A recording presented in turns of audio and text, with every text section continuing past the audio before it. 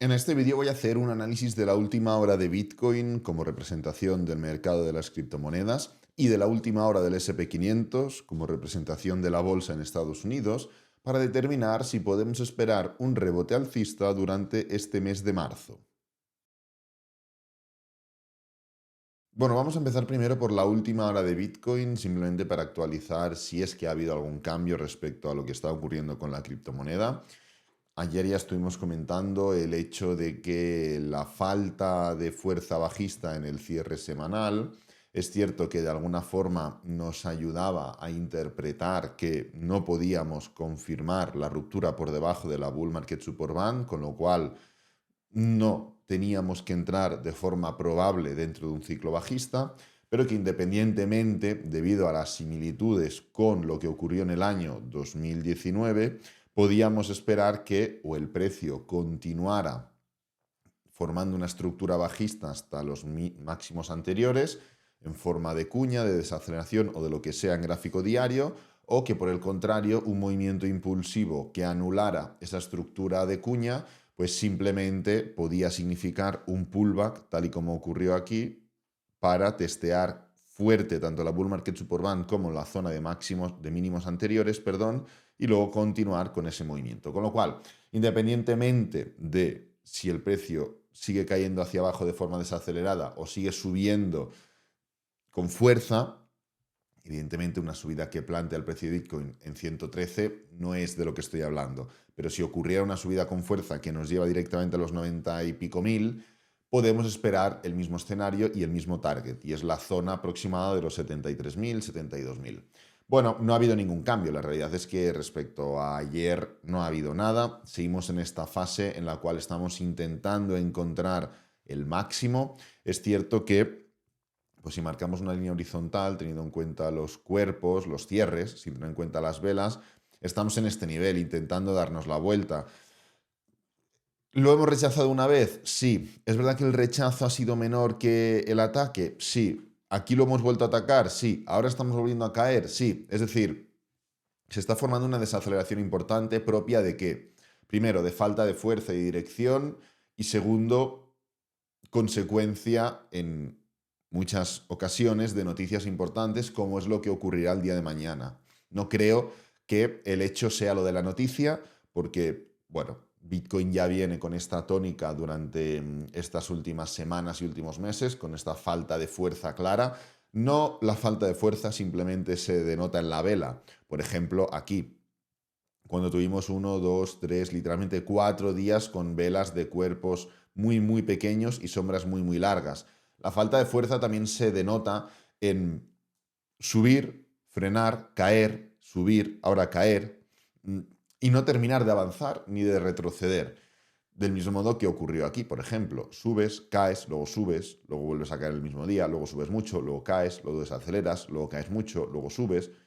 Y al final, pues bueno, vas tomando una dirección, ya que la falta de fuerza te invita a pensar hacia una dirección y en general, pues estamos cayendo, está intentando subir y estamos viendo falta de fuerza, pues la falta de fuerza nos invita a pensar que el precio puede ir goteando para abajo en algún momento. Ahora hablaremos del mes de marzo, no nos preocupemos, o de lo que queda de marzo. Y esto es algo que ya ha ocurrido varias veces. Me habéis escuchado, los que llevéis más tiempo o los que sigáis de forma más habitual los vídeos, decir por lo menos en 2 o 3 ocasiones, yo diría que 2, pero bueno, podrían ser incluso 3, en momentos cercanos a principios de año, mitades del primer trimestre, decir, no estamos cayendo con fuerza y contundencia, pero iremos goteando hacia abajo. ¿Por qué? Pues por esta falta de fuerza, porque el precio intentaba subir y falta de fuerza. Entonces, Bitcoin ha ido haciendo esto. Ha formado movimientos bajistas claros, contundentes, como incluso podría ser aquí. Impulso, pullback para abajo. Doble techo, impulso, pullback para abajo. No. Caída fuerte. No ha formado este tipo de movimientos. Ha ido cayendo, ha ido goteando. Y en realidad, si nos fijamos, desde que el precio llegó a los máximos en enero de este año hasta los mínimos, en 59 días, para un 30%, movimientos de caída real, movimientos de, oye, el precio está cayendo con fuerza, hemos tenido aquí 3 días, y aquí 2 días. Todo lo demás ha sido ese goteo. Pues bueno, ahora estamos formando una estructura similar de vuelta a lo que veíamos aquí y de lo que hemos visto aquí. ¿Cuál es esta estructura? Pues un movimiento correctivo que ahora está atacando los mínimos anteriores, que no significa que no pueda romperlos, pero que está intentando ver cuál es el máximo, cuál es ese tope, pues puede que para marcar esta especie de estructura de cuña, puede que simplemente para formar otro máximo decreciente y seguir cayendo, pero no tiene claridad. Cuando no tenemos claridad es muy interesante hacer algo, y es lo siguiente, ponernos un gráfico lineal. ¿Por qué un gráfico lineal? Porque si tú te pones un gráfico lineal, haces doble clic y te aseguras de que la fuente sea el cierre, es decir, no las aperturas, no los máximos, no. Nos centramos solo en los cierres. Descubrimos cosas. ¿Cuáles son esas cosas? Primero, descubrimos la clara estructura de giro que se ha formado en gráfico semanal. Es así. El precio en gráfico semanal ha formado un claro máximo decreciente y ha formado una ruptura clarísima de los mínimos anteriores. Ahí lo tenemos. Punto número 1. Punto número 2. El precio tiene mucho espacio para subir. O sea, desde el mínimo hasta los mínimos anteriores, Bitcoin puede subir un 16% y simplemente estar formando un pullback, un movimiento correctivo. ¿Para qué? Para seguir cayendo. ¿Qué es lo que desharía un poco esta estructura?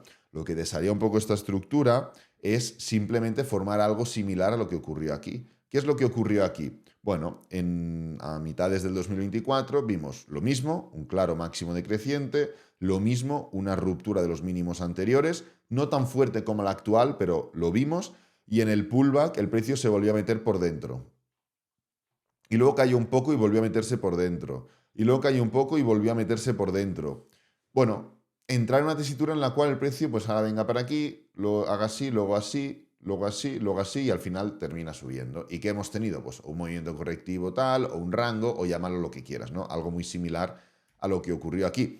Pero la realidad es que el gráfico lineal, ¿qué nos indica claramente? Primero, clara estructura bajista. Segundo, claro espacio hacia arriba, sin que esto ocurra nada, sin que signifique ningún cambio en la tendencia, ni en la estructura, ni en nada. Y tercero, las tremendas similitudes nuevamente respecto, fijaros en lo que ocurrió aquí. ¿Cómo se replicará un gráfico lineal? No creo que con la línea, ¿no? No. Fijaros esto de aquí y fijaros en la clara similitud respecto al 2019. Es más, en el 2019 aún formamos un máximo creciente en cuanto al cierre. Fijaros que este cierre de aquí fue prácticamente el mismo que este de aquí. Este de aquí, el segundo, un poquito más arriba. Esto no lo vemos en el gráfico de barras tan sencillo, en el gráfico de velas. ¿Por qué? Porque en el gráfico de velas se hacen máximos decrecientes. Fijaros. Velas. ¿Veis? Máximos decrecientes. Ahora bien, ¿los cierres qué? Los cierres son un poquito por encima, incluso el segundo. Pero bueno, independientemente de ello, ¿qué es lo que tuvimos? Un gran movimiento bajista, una clara ruptura de los mínimos anteriores y luego un pullback hasta los mínimos, hasta la bull market support band y continuación. Con lo cual, le añadimos un tercer elemento a lo que está ocurriendo. Uno, la clara tendencia bajista en gráfico semanal. Dos, el claro movimiento de alcista que podemos formar ganando espacio hacia arriba sin que esto cambie nada. 3. Las similitudes respecto al año 2019. Esto de aquí se puede de alguna forma intuir, porque ya lo hemos estado comentando estos días atrás, con el gráfico de velas tradicional. Sin embargo, con el gráfico de líneas se ve un poquito mejor, se ve un poquito más nítido. El punto. Estamos en un momento en el que pues estamos viendo caídas en criptomonedas, estamos viendo caídas en índices en Europa, estamos viendo caídas en índices en Estados Unidos, pero la gracia, vamos a ver SPX entre BTC, vamos a comparar a Bitcoin entre, o sea, el SP500 entre Bitcoin. Evidentemente la tendencia es claramente bajista porque pues desde que Bitcoin está en funcionamiento, no hemos tenido crisis financieras gordas, importantes, de recesiones grandes. En el año 2008 tuvimos la última más importante, pero Bitcoin en esas ni cotizaba. En el año 2009 ya empezamos a ver gráfico de Bitcoin, lo único que ya no hemos tenido algo fuerte, algo importante. Si ocurriera un crash de verdad, un crash importante, ¿qué es lo que sucedería con este gráfico? Que haría así. El SP500 se comportaría mejor que Bitcoin. ¿Por qué? Pues hombre, simplemente porque cuando el tema sube, Bitcoin sube más, pero cuando el tema cae, Bitcoin cae mucho más. Y como todo ha tendido a subir, excepto en momentos determinados de la historia, pues por ejemplo, tenemos en 2015-2016 movimiento bajista. Fijaros que el SP500 se ha comportado mejor. Tenemos toda esta parte de aquí, 2017-2018, cuando Donald Trump, aranceles y demás. SP500 se ha comportado mejor. Tenemos la caída por el año 2020. SP500 se ha comportado mejor. Aquí tenemos una caída importante también en SP500. Pero ¿qué ocurre con el gráfico SP500 Bitcoin? Que sube, con lo cual SP500 cayó menos. Pero todos los momentos restantes, cuando el SP500 sube, normalmente Bitcoin también sube y SP500 Bitcoin para abajo, SP500 Bitcoin para abajo, SP500 Bitcoin para abajo y SP500 Bitcoin para abajo. ¿Qué es lo que estamos viendo recientemente? Recientemente estamos viendo cómo este gráfico no solo está cayendo de forma desacelerada, sino que está alrededor de una zona de soporte. Es cierto que los soportes, pues, le han importado poco a este gráfico, porque los ha roto todos y cada uno de ellos constantemente. Sin embargo, en este caso, sí que estamos viendo, pues, que es un soporte que de entrada ya se ha testeado 2 veces, antes de pasar una tercera vez y volver a levantarse. Esto nos indica que puede ocurrir algo así. No tiene por qué ocurrir algo así. Lo que está claro es que, primero, estamos en zona de soporte y segundo, fijaros que lo que hemos visto cada vez que hemos contactado con la Bull Market Support Band es un toque en dos. Por ejemplo, venimos, ruptura clara, no un pequeño toque como aquí, no un pequeño toque como aquí, no, una ruptura clara de la Bull Market Support Band, para abajo, freno, para arriba y luego ya continúa. Viene, ruptura clara, para abajo, freno, para arriba y luego ya continúa. Viene, estamos en la parte de ruptura clara, podemos esperar un para abajo, un freno, un para arriba y luego ya continuar. Ahora los tiempos que yo he dibujado aquí saben que para agosto, septiembre de este año ya continuamos para abajo. Con lo cual, pero esto ha sido dibujado sin ningún tipo de intención. Pero la realidad es que si unimos el soporte y unimos el patrón que se está formando constantemente cuando SP500 Bitcoin ataca la Bull Market Support Band, podemos esperar el qué? Un rebote a la baja, en este caso, con lo cual sería que el SP500 vuelve a comportarse peor que Bitcoin, algo que en general ocurre cuando los dos activos suben. Podríamos esperar un rebote al alza, lo cual significaría que el SP500 se comporta mejor que Bitcoin, lo cual ocurre en general cuando los dos activos caen. Y luego viene una continuación a la baja, lo cual volvería a significar que el SP500 se vuelve a comportar peor que Bitcoin, lo que ocurre cuando los activos suben. Esto no es acción-reacción, es decir, no es que el SP500 empiece a caer y Bitcoin empieza a caer y entonces este gráfico empieza a subir. No ocurre así, es un poco como el rollo de la dominancia, pero en términos generales la esencia es esta. Entonces, viendo esto, ¿qué podríamos decir? Oye, entonces, ¿significa esto que ahora podemos seguir un poco con esta estructura porque no hay unos tiempos exactos, pero dentro de más poco que tarde podemos empezar a caer para luego subir, para luego caer?